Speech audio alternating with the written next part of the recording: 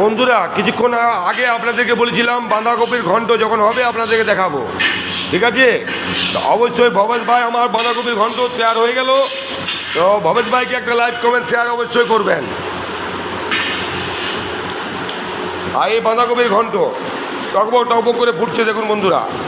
বাঁধাকপির ঘন্ট আমার তৈরি হয়ে গেল।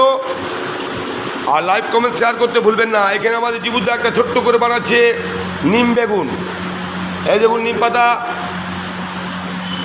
ভাজলো, ভেজে এবারে নিম বেগুন তৈরি করবে, ঠিক আছে বন্ধুরা?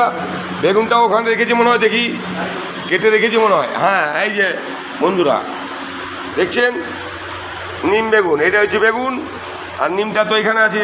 এই যে নিম পাতা ভাজলো, তারপরে নিম বেগুন তৈরি করবে। অবশ্যই বন্ধুরা ভুলবেন না লাইক কমেন্ট শেয়ার করতে আমার ভবেশ ভাইকে এবং জীবুদা আমাদের হেড মিস্ত্রি।